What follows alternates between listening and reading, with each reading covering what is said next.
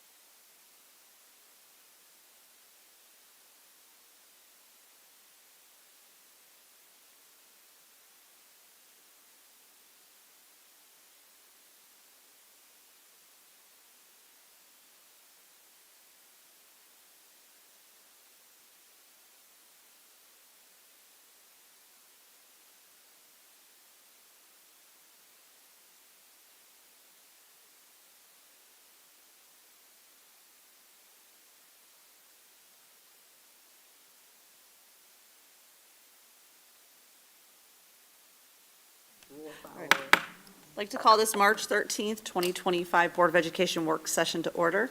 George, can you take the roll? Mrs. Bissell? Here. Mrs. Cobain? Here. Mr. Miko? Here. Ms. Stavcek? Here.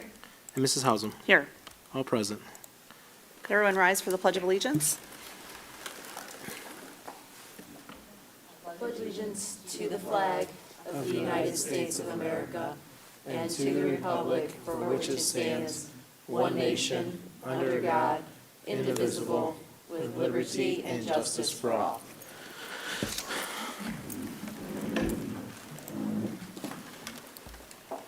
Next on our agenda are the strategic priorities. Our district has developed and is currently engaged in a 3-year strategic plan which reflects the values, beliefs, and hopes of our students, staff, parents, and community. There are 4 strategic priorities to the plan: transforming teaching and learning, aligning staff and resources, cultivating culture and climate, and leveraging funding and facilities. Our strategic priorities give actionable focus to our district's purpose and mission and guide the work of our strategic plan. Next, we do have a change on the agenda. The following change was made to the agenda under Section G, Superintendent's Report Business Services. Line item 1 was adjusted. The quote amount was changed. Next, we have public comment. We do have 2 public comments tonight. Jim Adams, if you'd like to come to the podium, you could state your name, your address, and you have approximately 3 minutes. What was the time allowed? About 3 minutes. Okay. Jim Adams, I live at 10756 Waterfall Road in Meadowwood. Been a resident of the city for over 30 years. My 3 children went through this Strongsville school system. One's a graduate of Ohio State, the other is Northwestern, and my son went to Columbia. I'm here on behalf of vouchers tonight. I'd like to know what the school system's position is and if there's plans to join this lawsuit that's going to start, I think, April 1st. Could I get an answer to that to start? So I know that there is a lawsuit. Normally, we don't, this is a time for the public to talk to the board. We normally don't engage. Once you're done, we can decide if we want to answer the questions. If not, I can call you after the meeting. Okay. So this voucher system, my understanding, I hope my numbers are correct, 53 students took part in the previous school year. And this year, there's 76 low-income students participating in the voucher program and 935 students in the non-low income, or another way to say it would be affluent families. This money going out of Strongsville, my calculations based on an average per pupil cost in the state of Ohio is $5,000. High school is normally $8,000. K through 8 is usually $6,000, but we're going to go with the $5,000 figure. Strongsville losing $5 million per year. I assume these are correct. I have 3 different organizations that have given me these rough figures. I just think it's a tragedy going on that this amount of money is leaving our school district and shortchanging the students involved in all of our public schools. This is wrong, and I hope the school system would join this lawsuit, and hopefully the constitutionality of what they're doing is wrong. And initially, Voinovich brought this program in, former mayor and governor of Ohio, for low-income students, and now this has just exploded. And I'm really upset because I know what the system did for my 3 kids. They have achieved greatly. My youngest daughter is a diplomat. All 3 of them have done well. And to see this money being shortchanged from these current students is appalling to me. It's wrong. I've been here 34 years. I have approved every school levy that came in front of me. That's why I moved here, because of the school system. That was the thinking back in the day, in the early 90s, late 80s, to do that. Go to a Brecksville, go to a good school system. And so I'm dismayed, to say the least. And I probably have some angst in my voice about this. So I hope you have me back while you're debating this, and let me know what your stance is. Thank you for your time.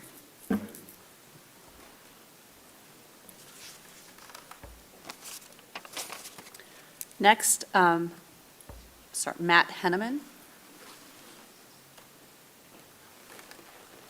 If you could state your name and address. Sure. Thank you. Good evening. My name is Matt Henneman. I live at 11806 Harbor Light Drive. I actually reside in North Royalton, but my kids have all gone through Strongsville because they live with their mother, or address-wise. I've had 5 kids go through this district. 2 of them are still in the district today, and this by far, especially at the Strongsville Middle School, is the worst year I have seen when it comes to pickup and drop-off and transportation issues with the school. I understand transportation has come up. Dr. Robert, I just received your slides on that and have read that, and I understand there's a shortage on a number of things, not only from the transportation issue and issues that this district is facing from that end, but also from teachers.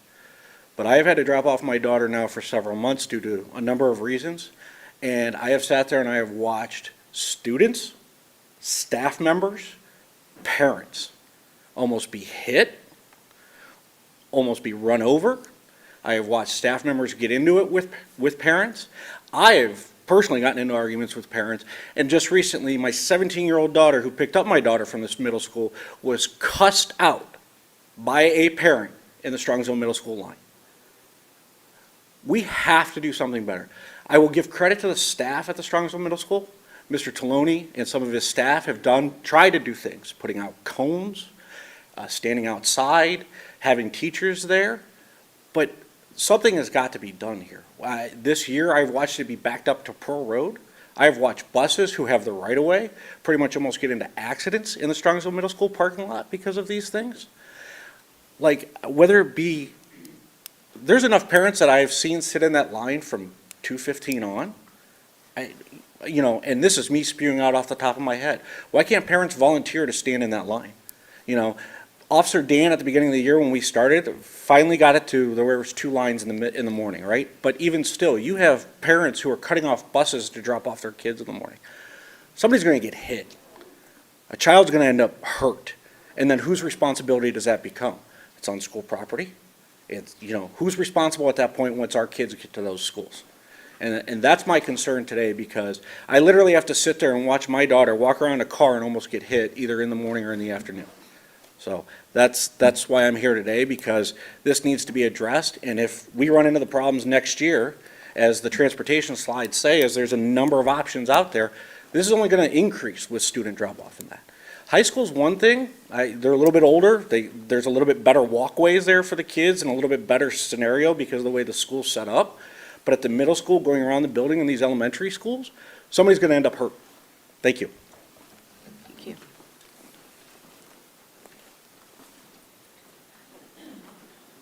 Next on our agenda, we have approval of minutes. Motion to approve the minutes of the February 27th, 2025 regular board meeting. All audio recordings will be a permanent part of the minutes and are available upon request through the treasurer's office. Video recordings shall be maintained based on the availability of the selected digital online platform. Now I'd like to turn it over to Dr. Ryba. Thank you, Mrs. Hausum. Under my agenda, we just want to give an exciting update about our Model Mustang experience, our State of the Schools that's coming up here in a couple weeks. So Dan's going to come join us. And we've got some slides up there that Jenny and Dan are going to give a preview to. See, the reason they're doing the preview is I have no part of this anymore. No. So good news for everybody. No more speeches by Cameron. So they'll share kind of what's in store, which we're really excited about. You took my joke. Oh, I'm I sorry. was going to say, we're boxing you out this year. Yeah, right. So just want to take a few minutes here and share with everyone. We're super excited about the Model Mustang experience, which is our re-envisioned State of the Schools for 2025. And what we really want to showcase is we want our students telling their story and their experiences along with our staff. But we're thrilled to have, I think it's over 50 tables, 50 exhibits, 50 presentations of students and staff showcasing the learning and the teaching that is going on in our district each and every day. So as you know, if we can advance the slide, Drew. As you know, we've had a focus this year on definitely teaching and learning and really focusing in on our Tier 1 instruction as a district, which means that we want to create experiences for our students where we ensure that they are experiencing high-quality materials, that there are effective instructional strategies happening, that we're looking at data, we're making decisions based on the data, and making sure that we're meeting each student's individual needs. It's still very much a work in progress. We're chipping away at it slowly.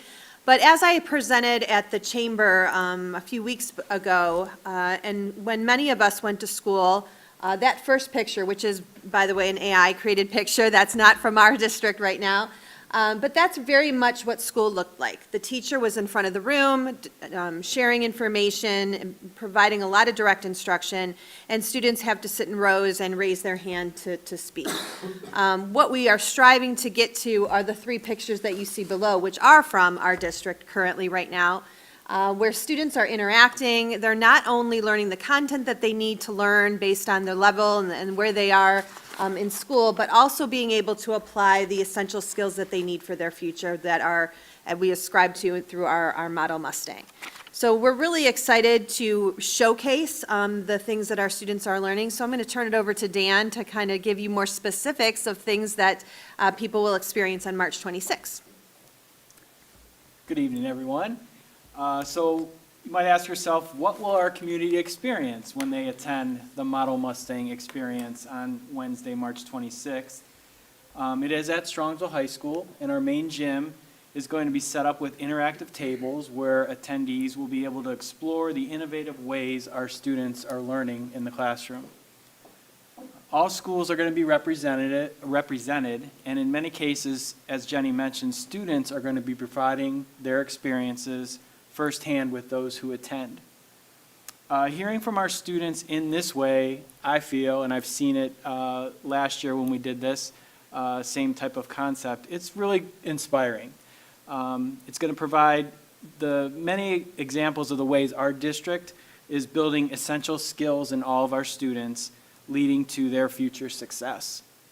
As Jenny mentioned, here's just a few examples of the more than 50 tables that we have for our Model Mustang experience.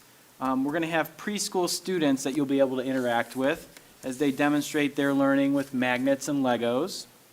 We'll have teachers and students from our elementary schools showcasing the building thinking classrooms and the ways students are engaged in deeper learning opportunities in a number of different subjects that they are going or that they're learning from in their classrooms.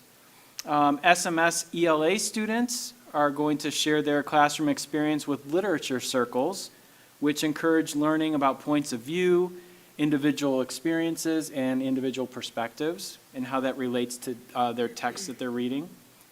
The SHS Mustang Inclusive Learning Environment, some of you know it as the MILE, that team will be providing samples of their coffee that they serve each day to our staff.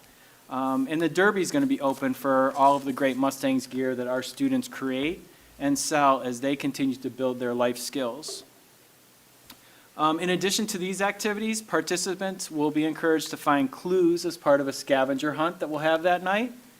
Finding all of the hidden clues will enter those in a raffle at the end of the night and featuring prizes from our local businesses.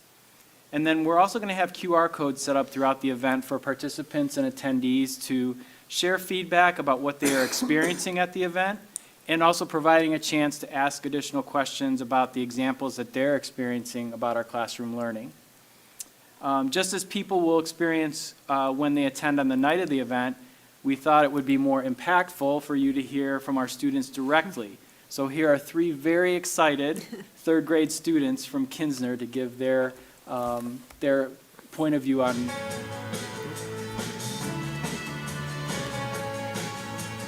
People will get to learn what we do in school and what we would do in class for Asian China unit.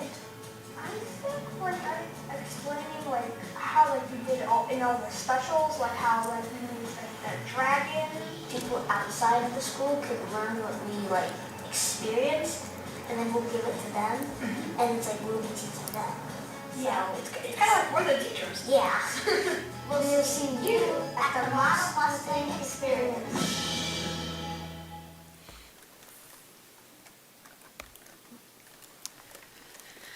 So as the kids at Kinsner so eloquently said, we're very excited. We're very excited about this opportunity. Another chance for our community to be engaged with our students and our staff, and to really gain an understanding of the different ways that we are building Model Mustang skills in our students. It's Wednesday, March 26th at Strongsville High School, and the event runs from 6 o'clock in the evening to 8 o'clock p.m. So Dan, and Jenny, just to clarify, there's no official start time. It starts at 6 o'clock, but you could come at any time and wander around and see everything that's going on. Is that correct?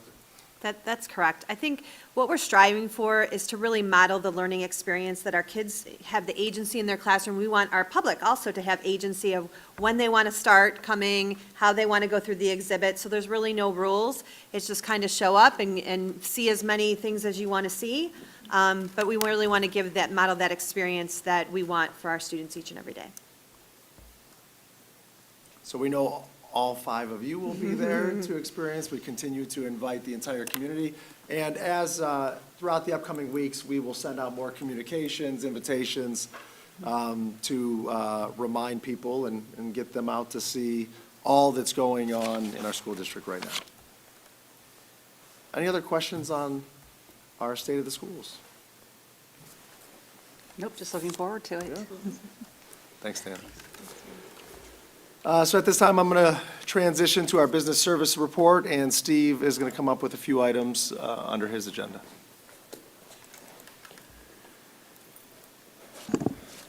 Good evening, everyone. There's 3 items in the business services section. The first one is a high school stage purchase, and this is a resolution for us to purchase a stage from Martin Public Seating, and it's going to be used for graduation, homecoming, and other activities as needed. The total cost for this purchase is $85,106.52, and the quote is attached. Do I have a motion? Second? Second. Motion by Ms. Stavcik, second by Mrs. Kilbane.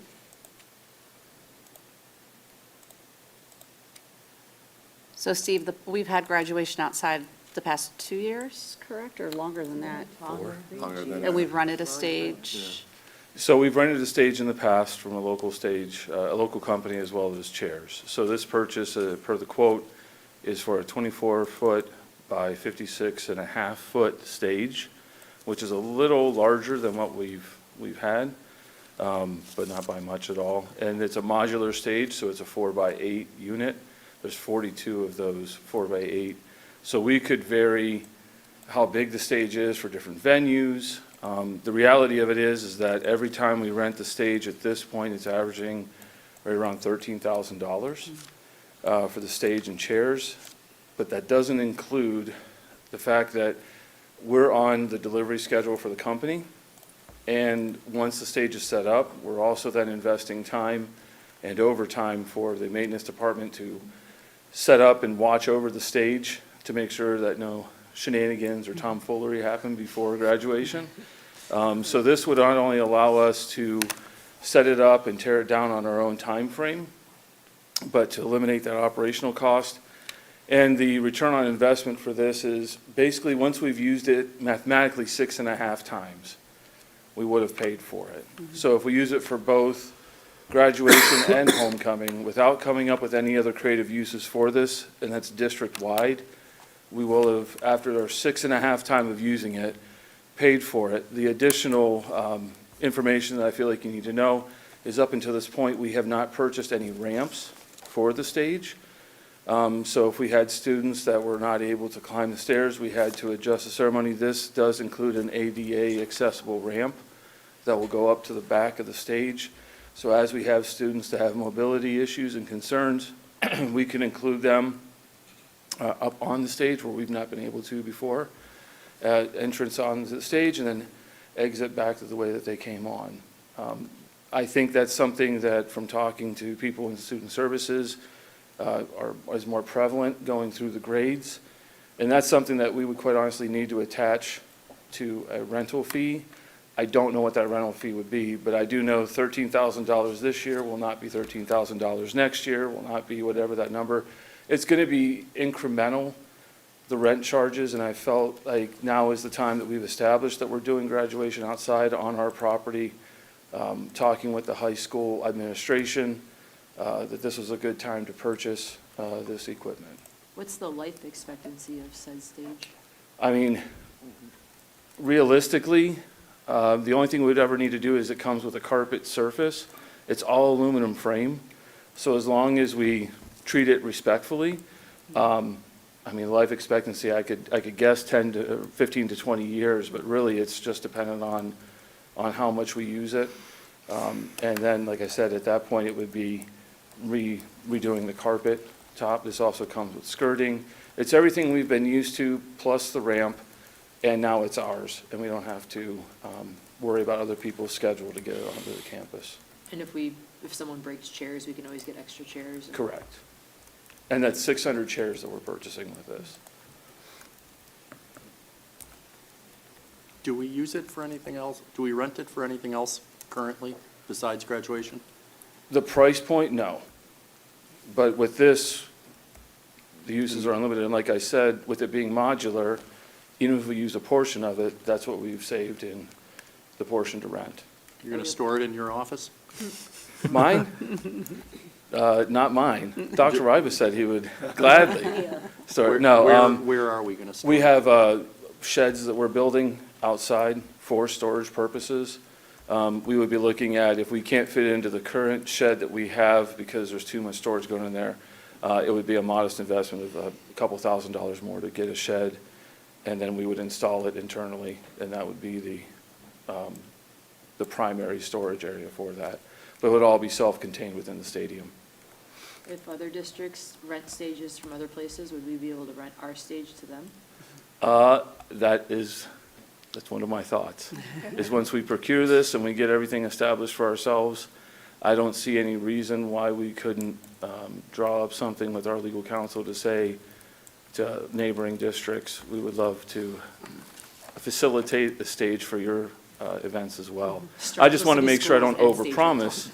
I want to make sure I don't overpromise, and we're taking care of ourselves first and foremost because it's our investment. But I do think there would be an opportunity to help neighboring school districts once we've taken care of the events that we need to take care We of. show up to graduation, there's no stage because we rented out to somebody else. Any other questions? All right, George, can you take the roll?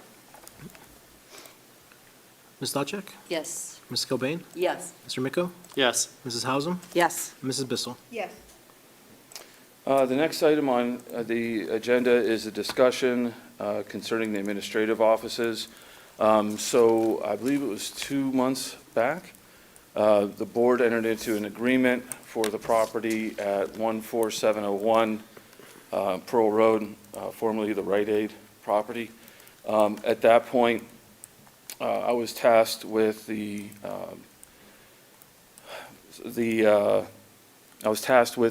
sorry, it's evading me, the action The fit of plan. doing a fit plan.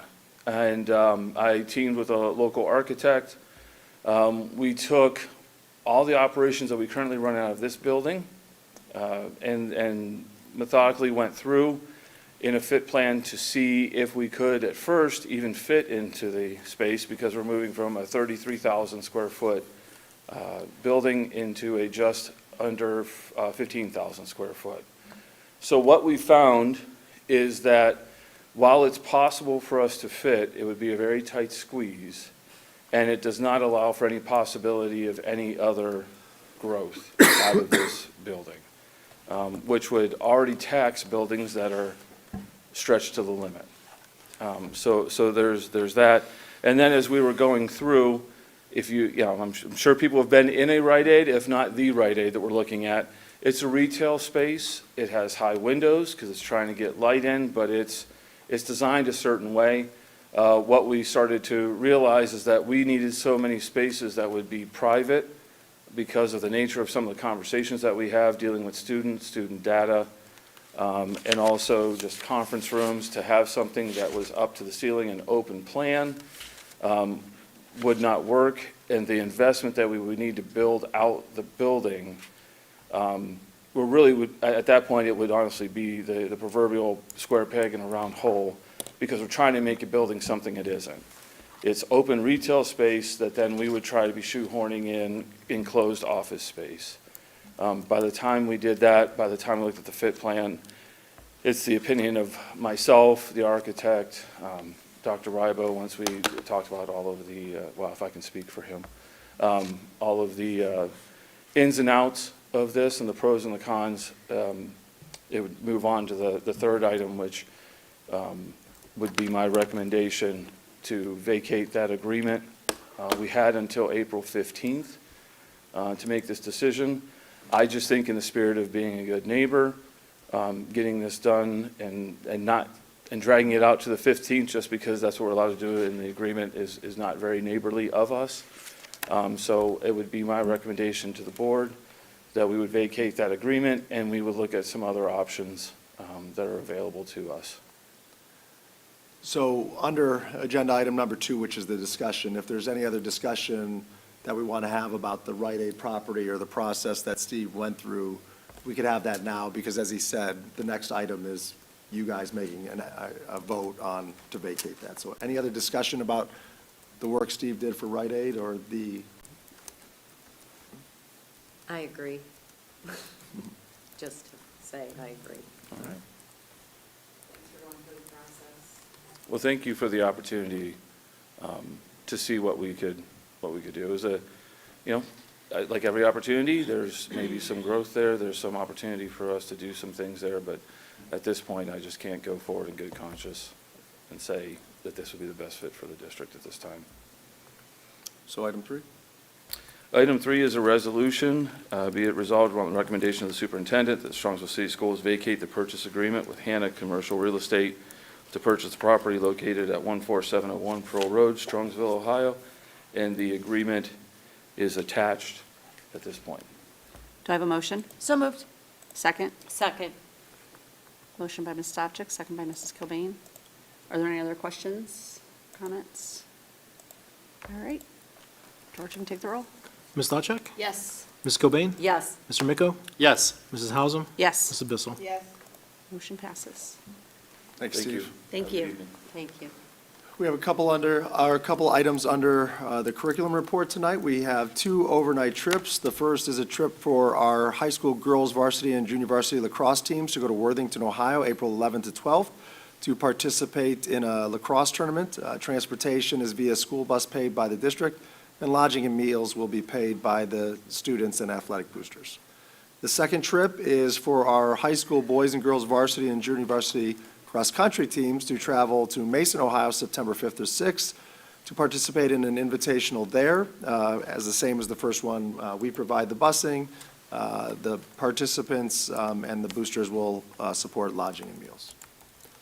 We then have 2 revisions. The first is a revision to September 12th agenda for a service agreement for St. Joseph and John Parochial School with PSI, and the new allocation amount is listed there as $35,505.97.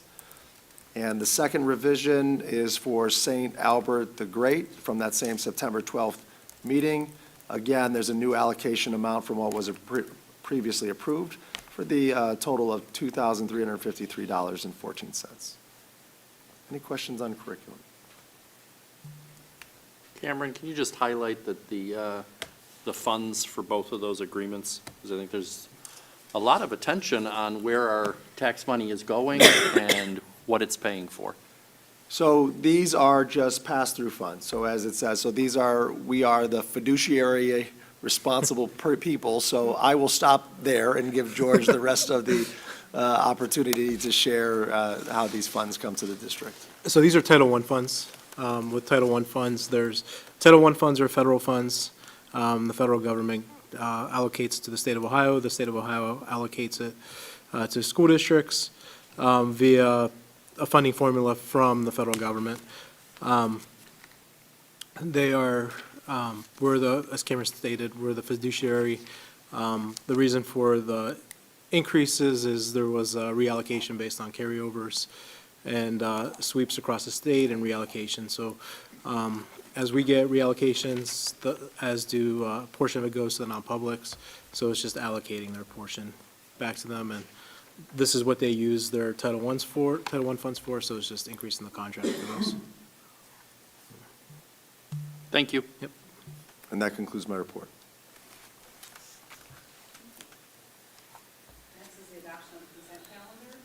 Action by the Board of Education, adoption of consent calendar at this point in the agenda means that all items appearing in this agenda be noted as type action consent, which items constitute the consent calendar are adopted by one single motion unless a member of the board or the superintendent requests that such items be removed from the consent calendar and voted upon separately.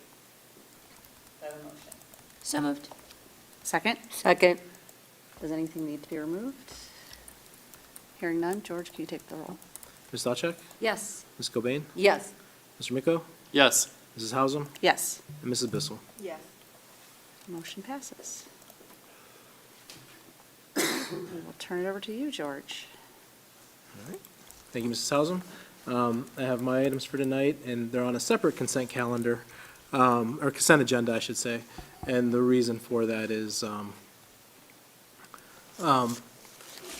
last year, new legislation went into effect in 2024, or beginning of 2024. We had the similar process last March, where this time of year, Board of Revision property tax complaints can be filed to the Board of Revisions. There's two types of processes. One, landowners, homeowners, and commercial property can file to the Board of Revisions by the end of March to lower their taxable value or their assessed value. And then also school districts have the same opportunity to file against property owners for what they believe is property that's undervalued. We only look at commercial property. And then based on the new legislation, we can only file against properties that exceed 10% of the sale price, plus an additional $500,000. So we have an attorney that looks at this for us, David Seed from Steve Brenza and McIntyre. Based on his recommendation, there's the 7 properties listed there as a discussion item. The potential gain in revenue if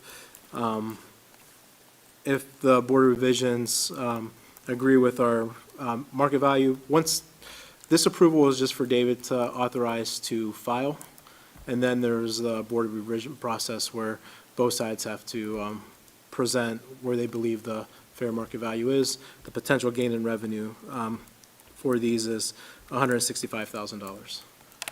They're listed, the properties are listed on the agenda in the discussion area, and then item N is the consent calendar 2 that would approve these 7 properties to file for David. So as part of the new legislation, we were able to just go ahead and do this in the past as part of the legislation that, in addition to that, these be exceeding 10% of the sale value plus $500,000, that they be approved at a public meeting prior to our attorney doing it. So any questions that you may go through the properties, or? Does anyone want George to go through each property, or do they have a chance to take a look at everything? Yep. All right. So item N, which is the consent calendar, so action by the Board of Education and adoption of consent calendar 2. Tax complaints at this point of the agenda means that all items appearing in tax report or treasurer's report, tax complaints items M1 through M7, which items constitute the consent calendar 2. Tax complaints are adopted by one single motion unless a member of the board or superintendent requests that such items be removed from consent calendar 2, tax complaints, and voted upon separately. Do I have a motion? So moved. Second? Second. Motion by Ms. Stavcek, second by Mrs. Cobain. Any other questions or comments? All right, hearing none, can you take the roll? Ms. Stavcek? Yes. Mrs. Cobain? Yes. Mr. Miko? Yes. Mrs. Hausum? Yes. Mrs. Bissell? Yes. Motion passes.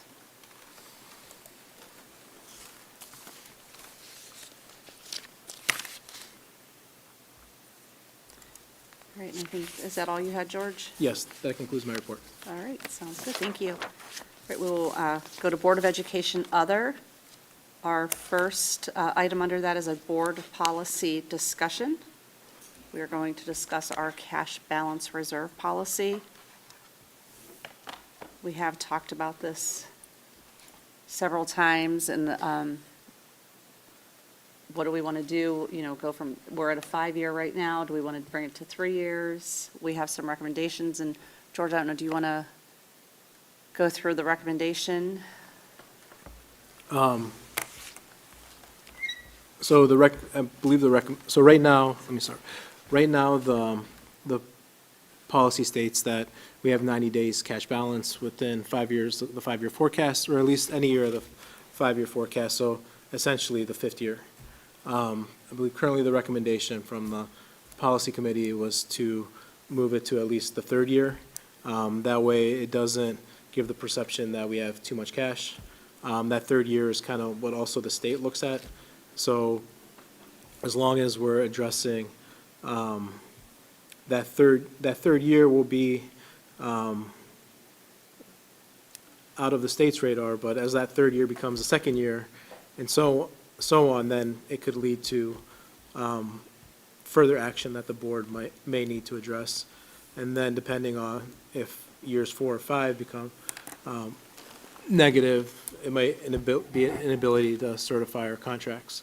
So just kind of some of the pros and cons of looking at that, but the recommendation, I think, from the finance, or the policy committee was to move it to that 3rd year. The 3rd year, okay. And then based on the discussions that we had and took a look at of saying, the board should consider a few things, right? So Richard brought this up at the last meeting of the trigger for the policy is whenever we hit it, whatever year it's in, we have to come to the board and say, what do you want to do? Do you want to go for new money and a new levy, or do you want us to make reductions? If the idea is when George and I come to you, we don't have to come with a fully vetted reduction plan, that helps us not to cause undue panic within the district and our staff and our community prior to board direction. So if the will of this board is, hey, let us know when we're there, then after further discussion, we will tell you what you are to do, then we were okay with that. Right. It was if the trigger went and we've got to come with that, that would put us in a difficult spot. And as George said, even though the policy committee said 3, after further reflection, we said at minimum 4 because of the contracts, like he said, or you could just leave it the same. And that's why, as you see in your, on the screen and on your screen, the green is new language that it's just a nice intro to it that we added. The yellow is really what you have to discuss and decide. All right, so where do you guys want to start? I'll start. You want to go first? Sure. Great, thank you. So I'm going to advocate that we leave it alone. The purpose of the cash balance reserve when we designed it was to give us an additional indicator, an additional tool. It's funny that the way things have played out with the voter, there was this messaging that we have too much money. The point of the cash reserve balance was to give the board an additional tool beyond the 5-year forecast. And so I don't see any reason to change from year 5. And as Cameron pointed out, if anything gets triggered by this policy, it's George and Cameron's job to inform the board. That's the tool, whether it's, think of it as a speedometer or a traffic signal. That's the tool. The response is then, we now have enough time to react. The 5-year forecast, good, bad, or indifferent, one of the difficulties with it is if you get into trouble is the wrong way to describe it, but if you get into trouble with the state, it's almost too late. You don't have options. You can't course correct. You can't make decisions with the community and communicate with the community. The state is going to prescribe what your course of action is to resolve the deficiencies in the 5-year forecast. So this gives us that additional 2 years so that we do have the time as a board to strategize and then as a community to determine how are we going to right the ship. I do like the preamble. I think it highlights what we as a board have to do. And we've talked about this quite a bit in the last 2 years. We have to balance needs of the taxpayer, and the needs of the taxpayer are usually the same, to pay as little as possible, period. But we have to balance that with the needs of educating students, and there's the rub. So I think that the preamble does a nice job of highlighting where our values are and how we use them to judge it. Thank you. Our policy committee, do you guys want to chime in since you guys have dug into this policy? I think Cameron did a good job of summarizing where we, landed at. And for me personally, I think, I could go with the 4 or 5. I think it still gives us time, but I guess I lean towards leaving it alone. The important part to me was the piece that Richard brought up at the meeting. It's a matter of the language, but the language says we just have to be notified. It doesn't mean we have to take action. And that was my fear, that we weren't following the policy because we weren't taking action. It actually doesn't demand that we do so. So I do think that we can effectively both follow the policy and hold if we need to. And I like that it allows us to do this. I do want to draw attention to the one line, as Richard pointed out, in the said preamble. This is the part that really stuck with me, and I think this is one of the disconnects that's happening right now in the community says, the board believes the financial goals of the district, this is the last line, should be in alignment with the district's strategic plan and instructional goals. So we spent a lot of time, are we in year 2 of the plan? With the community in a process of strategic planning and decided what we wanted to do, but we have to fund that vision. And so I think this is important to be there to remind the community that you agreed on this plan, you had input, you had a say, we talked about it, this is the vision you want for our students, but we have to fund it. And I think that allows us to come back to it as many times as we need to just remind people that, anything is going to cost money. And so I am okay with, I like that, I'd like to leave the green, which I think we already decided on. Yeah. But, and I do think that it's most helpful for George if we leave the 5th year there. So, I think that's what I would say at this point. Thank you. Very well said. Sharon, Haley? I agree. Very well said. I agree. So I think we're in consensus, leave it at 5 years. All right, so because we've talked about this multiple times, just to get direction on the March regular meeting, do you want to go through the 3-vote process, or do you want to waive the first 2 and just vote on the policy next meeting? I think we could waive the first 2, but. Yeah. Okay. Because the only thing we're changing, right, is adding the green. That green, that's it. So that's not, it's not consequential Yeah. to the actual, implementation of the policy. Okay. What do you think? I like the opportunity to highlight it for the next 3 meetings, only because it's a messaging tool. Yeah. we could. Well, All right, But so we will do the I don't, 3. I would support waiving the readings. Okay. Consensus says waive them. Okay. We'll have that on the next meeting for you. All right, thank you. All right, next under Board of Education, Other, we are going to discuss the future levy and bond issues. And I'm going to ask Dr. Ryba to get us started, since he and George put this spreadsheet together for us. Yeah, so obviously, earlier this year, the board gave the direction that we're not going on the ballot in May of '25. So then we said, hey, we'll have some future discussions as to when we're going to go back on the ballot. So recently, George and I sat down and met to share some thoughts with the board that you guys can consider as you make your decisions. And so just to kind of frame what this conversation is about today, the conversation is laying out all of the options over the next 5 election cycles that are there with the decision that needs to be made most readily is when. So that's really our goal for today. Explore all options, start to lean in, if not give direction on here's the election we want to go with, and then there's other things obviously we have to do from there. But that would be a key decision. So George and I are going to partner on this. He's going to take the first couple rows and kind of explain that piece of it, and then I'll take the last couple. So go ahead, George.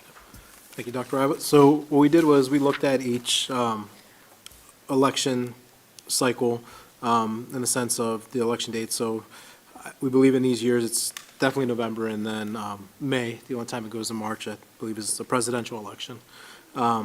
So what we did was the first three rows, what we looked at is if we go that election period, when do we start collecting on a tax levy? And this is more operations than the bond, but the operations we would collect on. If we went this November, we would collect a half year in fiscal year 2026. Because the reason for the half year, it's you begin on the calendar year. Since our fiscal year overlaps 2 calendar years, so if it were approved this November of 2025, we would begin collecting in January of 2026, which would be fiscal year 26, just the first half collection.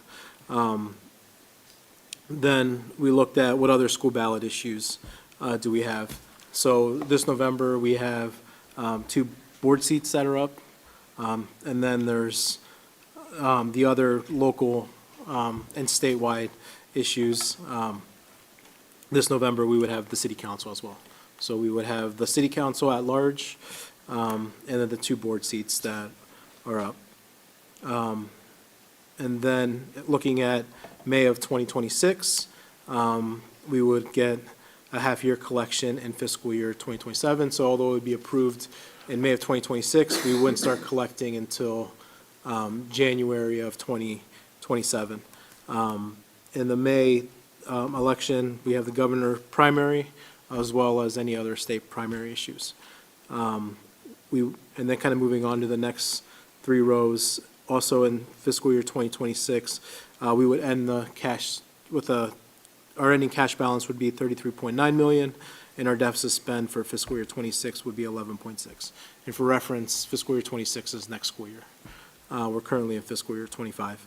And then also these numbers don't take into effect any reductions in the governor's proposal, the state budget, also any contract negotiations that we currently have, and then any decisions that we make with the Fund 070. This is just our forecast that was presented in November with some projected savings as of this year. So none of the other things that are currently going on with the governor's budget and salary negotiations. November of 2026, same thing. It's still whether it was approved in May of 2026 or November of 2026, collections wouldn't begin until January of 27, so half-year collection in 2027. The school ballot issue that we would have at that time is this will be the first opportunity for us to go for our other 5-year renewal that was first approved in 2002. That's the earliest we can go, and the latest we can go is November of 2027, which in terms that expires. November of 2026, we have the governor election and other statewide elections as well. And then May of 2027, November 26 and May of 27, they're the same fiscal year. If we go May of 27, we would start collecting half year in fiscal year 28. We would end fiscal year 27 with an ending cash balance of 20.1 million, and then a deficit spend of 13.8 million. And again, those figures don't include the governor's budget and any other contract negotiations. So any questions on those 6 rows? So taking a look at all of that and going down to the considerations row. I'm sorry, Rich, did you have something? So just to be clear, as far as it not including the biennium budget and not including any contract, you're not suggesting that it could improve.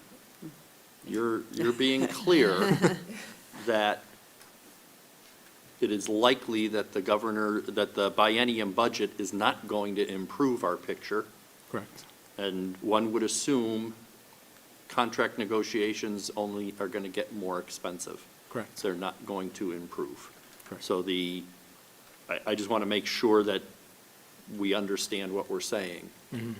This is best-case scenario, and we acknowledge that that best-case scenario is not going to continue. The deficit spend is going to increase, the ending cash balance is going to decrease. Right. And then the other factor too is if we could offset a little bit if we have any forecast savings throughout those years. But to your point, yes. I knew that. I think everyone sitting at this table knew that, but sometimes that doesn't come across clearly. So moving on to the considerations, we color-coded it as you would assume it would be. So yellow is, yes, we could do that, but maybe a more cautious thought process to that. Green is what we're identifying as the optimum window, and red is what we're identifying as too late. So if we take a look in November of 2025, yes, that would be an opportunity for us to go on the ballot. But obviously, we all know that we had 3 losses in a row up until November of 2024. The community feedback that has been received, whether it be from the vote or that our cash balance is too high, spend it down, things of that nature, we are sharing that we believe it may be too early to go back on the ballot, that more time may be needed to put our planning together and to address the community feedback. One of the points of feedback, and it's why we're in such a good financial position, over the years that we've been together as a team, we have looked into the future of our forecast and said, here's when we're going to start deficit spending. Before we go down that snowball of deficit spending, let's pass a levy and let's address it so that we don't, for lack of a better term, dip into our savings account and have to backfill it, which is not going to get you as far as if you kept a little bit of savings there. Based on recent votes, it does not seem that the community may be supportive of that moving forward. And so one of the suggestions to consider is, do we need to actually realize a deficit spend in the 5-year forecast? Dave, is it the speakers, you think? Can you shut it off over there? I turned down the volume here just to.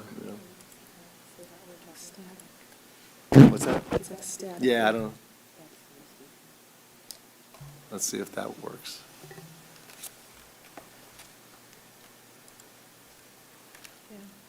Yeah, keep doing that. All right. So again, to reiterate, one of the things to consider is, as George shares his 5-year forecast, he has our current year, but he also has, here's what we did last year.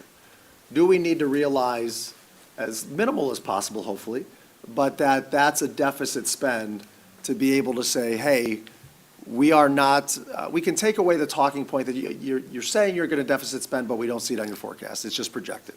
Well, here it is. We're deficit spending. Now we need the financial support. So that's what our recommendation is for November of 2025. As we look into that optimum window of what we're suggesting of May of 26 or November of 26, one of the things that the board needs to consider, as George shared, what are you going to do with the 2002 renewal? Whether you go in May or November, we feel that the board needs to give clarity as to whether you're going to continue to put that on the ballot, or maybe you're going to say, we're going to let that renewal go, and we're just going to package it all into a new levy. The one thing to consider is, again, that's a 5-year limited renewal. At the time it was passed, George could probably speak a little better than I can if I miss something, but there was a homestead rollback credit that was given to the taxpayers. They changed the law that said that's no longer a thing. So if we get rid of that renewal and put a new levy on the ballot, that credit will no longer be a part of that levy. George, is there any other clarification you want to make on that? Yeah, that credit is a 10% credit given to homeowners that if the property is not used for business use. So in November of 2013, that credit went away for new levies. So that and the homeowners get that credit, and we receive the money through the state allocation, through the state of Ohio. In 2013, the state did away with that provision for that credit, so we still get the same amount. The taxpayers pay 10% more than they would have under the previous way. So since this is since this was originally passed in 2002, that 10% credit is there. The 2019 levy did not have that 10% credit because it was approved after that. So if it's no longer a renewal and packaged as a new levy, that credit is no longer there. Can you clarify, is it all homeowners or just certain ones? It is mainly for residential property, for non-business use. It is all homeowners. There's also a credit that I think you might be thinking about that is for senior citizens and disabled. It has the same language in it. Well, one's 10% and the other one's 2.5%. So the 2.5% will still be there. So it's that'll hold. Okay. But that only applies to disabled and certain seniors with certain income limits. This, Homestead, they're something both or other. Homestead means my home. So they're different rollbacks, but the one that George is talking about is the 10% homestead rollback. And that was a effort many years ago by the state to mitigate the environment we're in now, where home property values are rising a lot. And the property tax consequences. So I forget what year they did the rollback. I don't know when it went into effect, but 2013 is when that 10%. Yeah, I know I know when they stopped doing Yeah. it, but ultimately what it said is if you look at your property tax bill, you'll see a reduction and it'll say homestead rollback. And then the state, through income tax collections, makes the school district whole on that amount. The 10% was enacted in the early 1970s, and the 2.5% was 1979. And then there's current proposals now through legislation on various types of credits and freezing certain levels of tax growth too. So by the time we hit one of these timelines, we might be looking at different types of, if anything is approved. I'll piggyback off of that, because that's how I look at it. It's good to be aware of all of the rules, voodoo, details, but right now, the state legislature seems very motivated to address all of these issues. So I don't know how much worth there is for us to try to make a decision based on one thing or another, because I think the coconuts are gonna get moved around. So once again, no matter when the board goes for a new issue, but especially in May and November of '26, have to decide what are we going to do with that renewal and be prepared to clearly communicate that as we plan. In terms of the ballot issues, we've had many discussions in the past of we wanted to get our operating money solidified and then take a look at the challenges we're having with space at the and age of our elementary buildings. Based on our discussions, we can no longer kind of look at that linear approach of let's pass one and then we can pass another. Space is a critical need, especially if you take a look at whenever a bond issue is passed for another 4 to 5 years to actually be in those buildings. So that's why George and I have shared that we would ask the board to consider a bond and an operating levy together. And again, as we implied, probably would be best to let the 2002 renewal go, create a new operating levy that would last us for X amount of years as the board directs, as well as a bond issue to address elementary buildings and any other athletic or performing arts facilities as the board decides. So as we take a look, and again, not for today's meeting, but just as an FYI, as you take a look at a new operating levy, we just wanted to remind the board of options that you have. So you have the option of a limited operating levy. That's what the 2002, the 2009, it's just for a 5-year term. We know that one well. There's a continuing, which was what we went for in November of '24. Just means we'll continue to collect upon it until the board decides at such time we no longer need to, if that becomes the case. An emergency levy is for a set period of time, typically 10 years, right, You can George? go up to 10. Up to 10 years you can go, and it's a set dollar amount. So instead of a millage amount, you would say, hey, we need to collect X million dollars, and that would be what you would collect on an annual basis for a 10-year period. And you could also do an incremental levy. So one of the things to consider is with the 2002 renewal, even though we can go forward in November of 2026, it collects through December 31st, 2027. So you can do what's called an incremental levy that says, we are going to pass this levy, but in year one of it, we're only going to collect at this level. I'm making this up, but let's say we're only going to collect at 4 mils. The next year, we'll collect at 4.5 mils. The year thereafter, we'll collect at 4.9, and that's where it will live forever. So you can balance out the 2002 levy when it phases out with the new levy coming on, and you're not double dipping, for lack of a better term. So that's called an incremental levy. The other consideration that just needs to be on people's mind is the 20 mil floor. So George has explained this many times, but we have effective millage rates. Here's the millage we passed, here's what it is based on the city's valuation. What is our millage rate right now, George? Effective millage, you know? Residential, I want to say somewhere in 24, 25 mils. Okay. I could look it up and get a better answer. but Yeah. Somewhere in that But just ballpark. somewhere in the mid-20 mils. As property values rise, which we've got another 3-year reeval coming in November of '27, the millage effective rate typically declines based on where we're at. And there is a law that says, once you dip below the 20 mil floor, you will always collect at 20 mils. So House Bill 920, as we all know, which caps what you can collect, is no longer in effect. So you do grow as property values grow if your effective millage rate is at that 20 mil floor. So we are getting close to that. So that's just something else to keep in mind as you take a look at our district finances. And the emergency levy does not count towards the 20 mil floor calculation.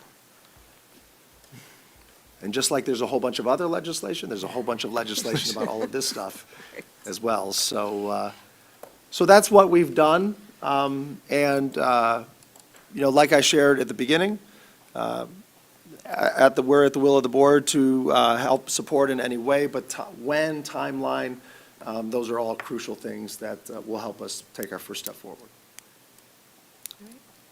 Thank you. So tonight, one of the first things we need to decide is when. When do we want to go to the community and ask for this bond/levy? Can I ask George a question first? Sure. If we hit the 20 mil floor, is there a scenario where we would ever come back off of that? Yes. If values were to go down, Down, okay. or if we would enact a new operating levy. Okay.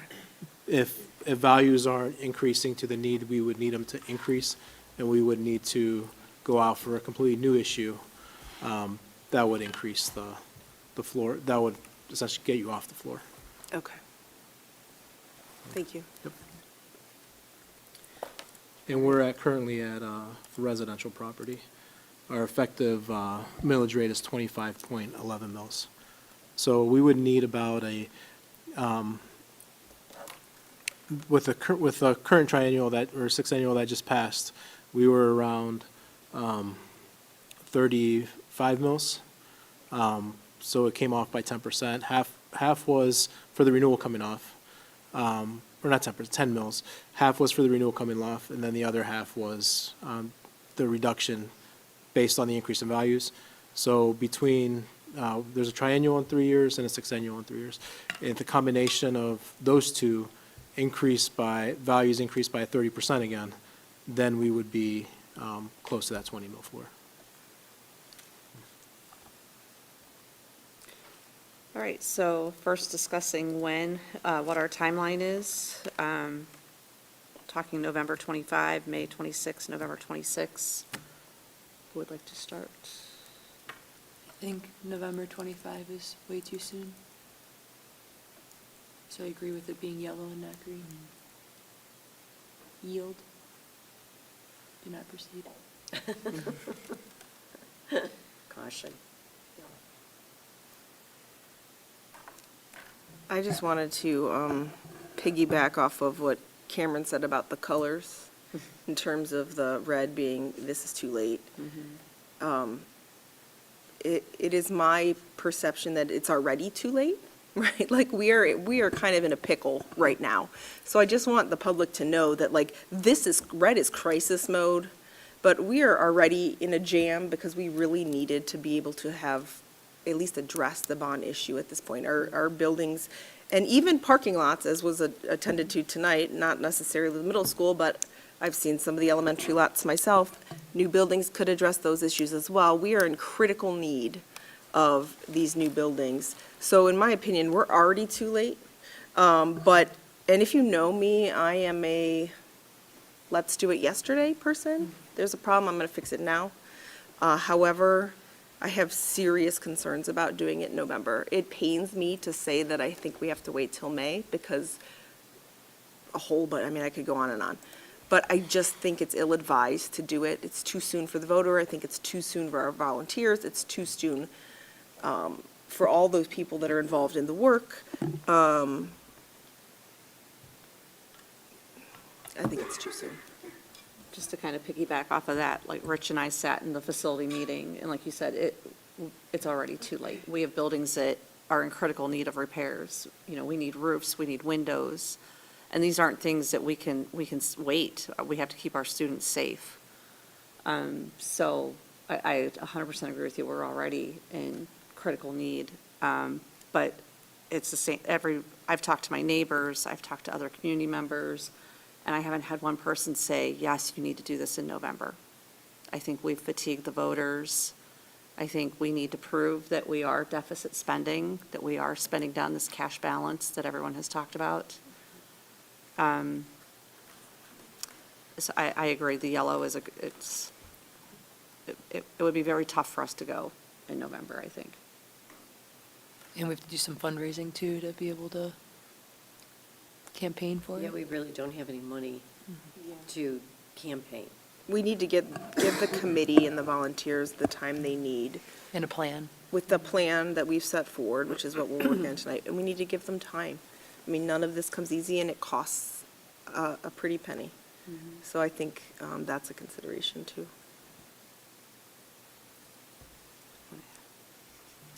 I don't think I need to add to it.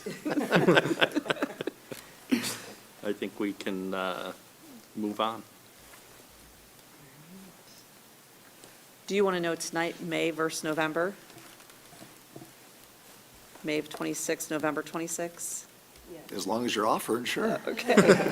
I'd be up for May. I think maybe. That's could my be, opinion. Yeah. May gives us a solid year too. Right, And I feel like November might be too late, right, so. Yeah, I would be up for May. okay. I think May makes a lot of sense, given some of the data that is presented here. One, it'll have primaries, but there's not huge issues. We have a habit of passing things in May.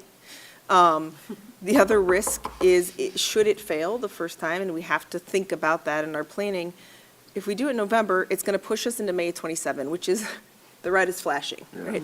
At least if we do May 26, we have 2 in the green area. We have 2 shots at it.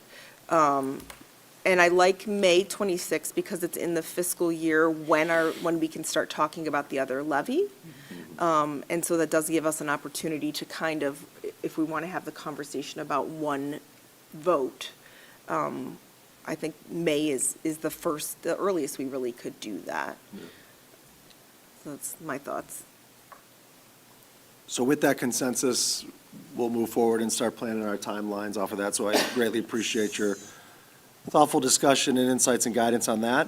And with that, what I would ask Laura to think about is when we come back in our regular meeting next, in a couple weeks, the next question that we've got to take a look at is, if we're going in May and we're having discussions about possibly doing a bond and levy together, the next thing that's going to take some time is, does the board want to stick with the same plan that was recommended a year ago? We had the Elementary Facilities Planning Committee. The board approved that recommended plan of what that bond was going to be. It was halted with the first levy failure. So do we want to bring up that same plan, review it, see, stick with it? Or are we looking at possibly revising that? We now have a year and some change, or less than that with campaigning or, putting it out there. But that would be the next decision point we'd have to make. So Laura, you and I will talk and see which agenda you want to have that on. We can be ready as soon as the next meeting. I have a question about that. I know facilities development met recently, and they're going to come and present at a board meeting, but was this subject on their agenda at all? Okay. The agenda was all about what are the imminent capital improvement projects we have to do. So that's what they'll come and present. Do you need anything else from us tonight? We're good? Okay. Not George, you tonight. The one thing I would ask, I don't need it tonight, but just to start thinking about, as we get closer to next May and when we start thinking about the ask. So think about the length of how long we want the funds to last, because that will generate the ask in the dollar amount. I think last time we wanted it to last 10 years. So how long do we want it to last this time? So just start thinking about it, and as we get closer to that point, Okay, we would need to know that. all right. Great. Any other questions, discussion tonight? All right, moving on. Item 3, under Board of Education, other is miscellaneous. Does anyone have any miscellaneous? No? All right. I have one. You do? I do. I had the good fortune yesterday to attend the Northeast Region Spring Conference. It was at our Lorraine JVS. So it was fun to compare and contrast Lorraine's joint vocational school district with Polaris. I was there to pick up a 10-year certificate that has been waiting for a couple of years, but I just wanted to give Mrs. Bissell a shout out. She got the Service Award, which highlights board members who have done certain activities to improve their boardsmanship. It's not a low bar, so congratulations to Michelle, and thank you for your commitment to the school district. And the one thing that was really neat for me is they honored a board member who has a 40-year history on her particular school board. So they then also brought in a psychologist for some testing, but that's a different story. So, but congratulations to Michelle, and thank you very much. Congratulations. Congratulations. Any other miscellaneous? Would be hard to follow that one up. All right, next, executive session. We do have need for executive session to, Consider the employment of a public employee. do I have a motion? So moved. Second? Second. Motion by Mrs. Stavcik, second by Mrs. Kilbane. Any discussion? Hearing none. George, can you take the roll? Ms. Stavcek? Yes. Ms. Cobain? Yes. Mr. Miko? Yes. Mrs. Hausum? Yes. And Mrs. Bissell? Yes. We will enter into executive session around approximately 8:20. We don't see any need for any more public business, so I want to wish everyone a good night.